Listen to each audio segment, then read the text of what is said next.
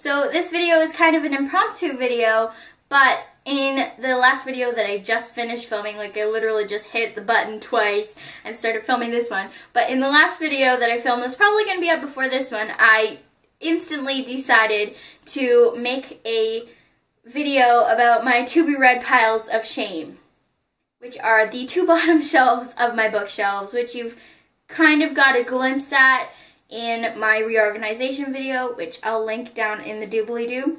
So I am going to go move my camera angle down, and we're going to go look at all of the books that I have not read on my bookshelves. So these are my to-be-read shelves. They are the biggest shelves on my entire bookcase thing, but they are completely filled with books that I haven't read instead of books that I have read. And I'm starting to run out of space in the books that I have read and also the books that I haven't read. It probably, well, it looks like a lot, but it probably doesn't look like as much as there is. There's actually 71 books on the bottom shelves, and that's after I went through and picked out books that I didn't want anymore and am planning to give away. So I'm going to start with this shelf over here, and then we'll move over to this one over here. So this is the left bookshelf. I'm not sure if it comes up as left or right on the screen that you're seeing right now. Like when you see my videos, I'm not sure if it shows up as left or right. But for me, it is my left, so we will start with this pile here. The first book is Scarlet by Kathy Cassidy, Snow Like Ashes by Sarah Rash. Next is a new book that I've just purchased recently. Well, my dad purchased it for me, but still, it is The Raven Boys by Maggie Stiefvater, Press by Marissa Meyer, Adam and Eve by Michael Grant and Catherine Applegate, Flirting in Italian by Lauren Henderson, Moonglass by Jessie Kirby, Guardian of the Dead by Karen Healy, Until I Die by Amy Plum, I think it's Plum, Forever by Maggie Stiefvater, which is the third book in the Shiver trilogy. Currently, I am not 100% sure where the first and second book are located. I think they're located in boxes that I haven't unboxed yet since we moved. Now and Forever by Suzanne Colasanti. Oh my god! Massive, huge, hard to hold with one hand. Under the Dome by Stephen King. And the last in this pile is City of Bones by Cassandra Clare, the first book in the Mortal Instruments series. The next pile I'm going to go to is this little tiny pile here in front of this big pile back here. The first book is Angel by Katie Price, You're the One That I Want by Giovanna Fletcher, Ready Player One by Ernest Cline, Dune by Carrie Corp and Lori Langdon, Reunited by Hilary Weissman Graham, To All the Boys I Have Loved Before. I am seriously regretting still having this on my to-be-read pile. And the last in this pile is The Last Dragon Slayer by Jasper Fforde. Moving that pile over so I can get into this pile, the first book is Immortal Beloved by Kate Tiernan. I think that's her name. The Year of Luminous Love by Laurel McDaniel, the autographed copy, which is beautiful, and I regret having this on my to-be-read shelf too, but I could have read it in my Cramathon, or could read it in my Cramathon TBR pile, but it's a little bit longer than Laurel's normal books, so I'm going to withhold from reading this one. Sorry about the shaky angle, but yeah. My arms are getting tired of holding books already. The Distance Between Us by Casey West. Extraordinary Secrets of April, May, and June by Robin Benway, which I think is a very clever title because they're all named after months. The Power of Six and The Rise of Nine, both by Pittacus Lore. Technically, these aren't supposed to be on my shelf anymore, but I'm still waiting to hear from Kat to send them off to her. So they might end up just going to a charity or something, because I haven't heard from Kat, and I'm not really sure I want them on my shelf for much longer. Heaven is for Real by Todd Burpo with Lynn Vincent. Whatever Happened to Janie by Carol B. Cooney. This is the, I want to say, second or third book in the Girl with the Face on the Milk Carton series, but I don't own the first few.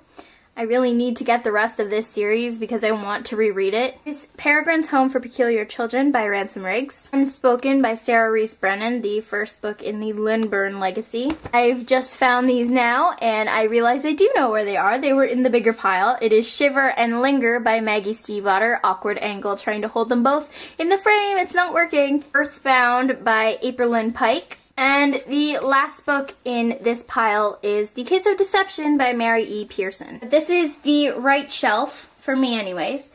And over here, I'm going to start with these two books here. Technically, these books go up on that shelf. I haven't read them, but I didn't want them down here on my to be read anymore, just because I'd rather have them up here, up this one. I'd rather have them up here in an actual shelf. And I plan to read them eventually. They're kind of just default books that I'll read when I have nothing to read.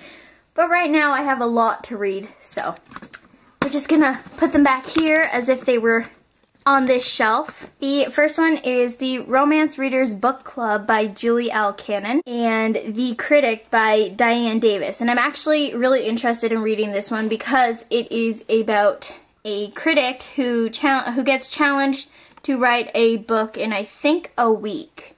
I'm pretty sure that's what it's about. Moving over to this little pile here, I am going to start with the first book, which is The Outsiders by S.E. Hinton, which is my mom's favorite book, if you didn't know from the past few videos that I've mentioned it. Beautiful Oblivion by Jamie McGuire. Autumn Falls by Bella Thorne. Red Heart Tattoo by Lurla McDaniel. Reaching Through Time 3 Novellas by Lurla McDaniel. Goddess Boot Camp by Tara Lynn Childs. The Twinning Project, which is actually a book I just got recently, and it's by Robert Lipsett. Sorry if I butchered your name. And last in this pile is The Iron Trial by Holly Black and Cassandra Clare.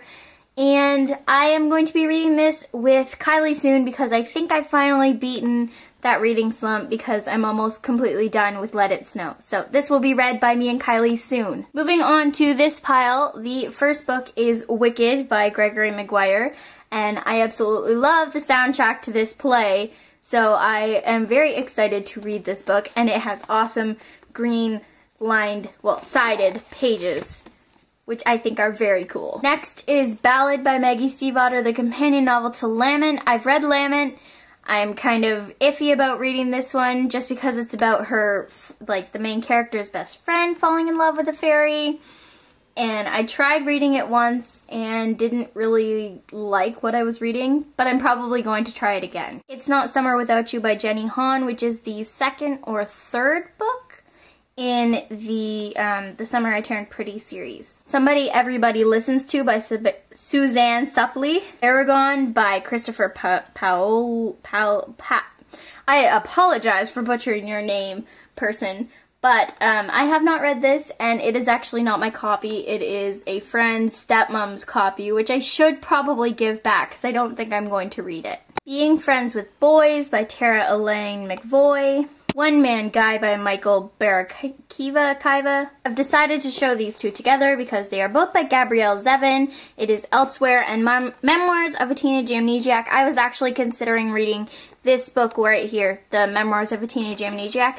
I was considering reading that for the Cramathon, but I decided not to. Next one is Everybody Sees the Ants by A.S. King, followed by Me, Earl, and the Dying Girl by Jessie Andrews, and then The Beginning of Everything by Robin Schneider, which I've actually started reading this one once before, and I think I got halfway through it and then I hit a reading slump and then I decided not to read it at that time, so I'm going to have to pick it back up soon. And last we have this big pile over here.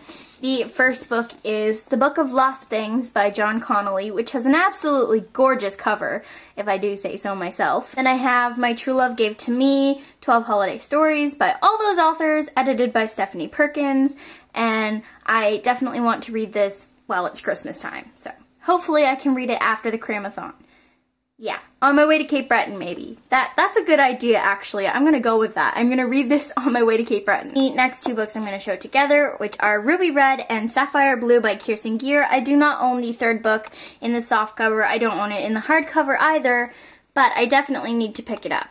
A Discovery of Witches by Deborah Harkness, The Maze Runner by James Dashner, the 4 novellas by Veronica Roth, Once by Anna Carey. It is the second book in the Eve trilogy, I want to say, and I'm not 100% sure if I'm actually going to pick this book up because I don't even remember what happens in Eve, and I'm not sure if I want to continue with the series or not. Next is a recent purchase, and it is Crash Into You by Katie McGarry. Aristotle and Dante Discover the Secrets of the Universe by Benjamin Alir Sains. My Favorite Band Does Not Exist by Robert T. Jushanek. That's an interesting last name. The Gates by John Connolly, and this one is signed somewhere.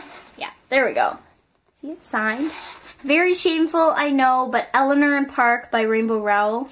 Another shame because it is actually so gorgeous, but These Broken Stars by Amy Kaufman and Megan Spooner. I need to read this soon because the next one is coming out soon and it is just as gorgeous as this and everybody says it is amazing. And finally, I have The Fifth Wave by Rick Yancey. I'm going to show this shelf up here. It is actually currently really messy. I have a book that I plan on doing a review on, which you've probably heard about before. I've ranted about this and how much I hate it. The Rockaholic by C.J. Scoos. And then there's glue for a hot glue gun up there and a lipstick. So that's great. But on this shelf, what I haven't read are these 4 books by Sylvia Day, these 3 books by Stieg Larsson, which are the Girl with the Dragon Tattoo series, and then these books by Danielle Steele that Tyler got me.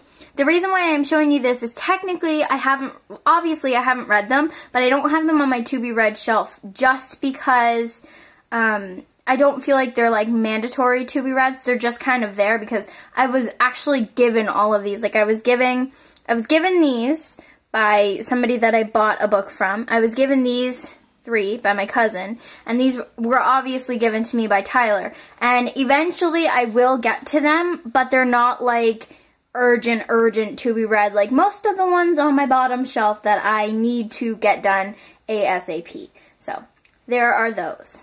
So those were all of the books that I haven't read, which I feel really bad about because I really need to get through them, and I cannot stress it enough how much I want to get through all of them. Like, but then I keep buying books and it's like I want to read them and not the ones that have been sitting on my shelf. And does anybody else have that problem? They buy all these books and then they sit on your shelf and then you want to read them, but then you start getting newer books and they just come over the ones that are sitting on your shelves and then you never actually get to them. I think at the beginning, well, maybe just after my birthday, which is February, I'm going to go on a book buying ban where I think Audrey through the Looking Glass, Audrey, I'm sorry if I got your name wrong.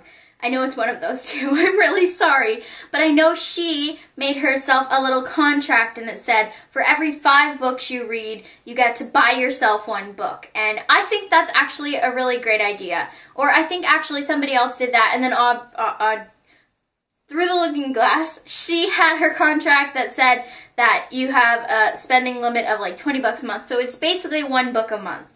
I'm going to probably attempt to do that so that I can get some of the ones that I have down there read. But I'm not going to do that until after my birthday because usually for Christmas and usually for my birthday, I get gift cards for Chapters and bookstores. And the thought of having gift cards and not spending them on books, having them sit there, oh no, no, that will not happen. That's not a good idea. So we're going to do it after my birthday. Somebody hold me to that. And I promise I will do it. I promise. So that has been my to be read pile of shame, you guys. And yeah, I'm feeling really guilty now that I realize just how many books I have on that pile. So I'm gonna go start editing. I was gonna say reading, but that's a lie. I'm going to go start editing the past 3 videos that I've just filmed. And my camera's about to die, so I'm gonna go. I will see you guys in my next video. Bye! Okay, so I had my tripod put away, and I attempted to film this little clip with vlogger style, but my arm started to hurt because the camera's really heavy. And it's just a quick little thing because I don't have any bloopers for this video, so I decided to use this space to ask you guys if you're still sticking around. I have made a pillow, okay? So it's a Batman pillow. I found the fabric at Walmart. Anyways, that's besides the point. But I have made a no-sew pillow, and I'm going to be making plenty more. And I know this is a booktube channel, sort of. I guess I could really do whatever I wanted on this channel. But that's my question. Do you guys want me to make a tutorial video on how to make your own no-sew pillows? Because I've always wanted to actually do a DIY tutorial, and I figured out how to do this all by myself. It took trial and error, and I kind of messed up this side because this was the first one I made, but I'm going to be making more, and with a little bit of practice, I think I will be pretty good at making no-sew pillows. So if you guys want to learn how to make one of these, comment that down below, and actually like this video. And if I get, let's go with 25 likes. If I can get 25 likes on this video, then I will make a tutorial video on how to make no-sew pillows, because they're really, really fun, and it's really, really easy once you get the hang of it. So be sure to like this video if you want a tutorial, and I will see you guys in my next video. Bye!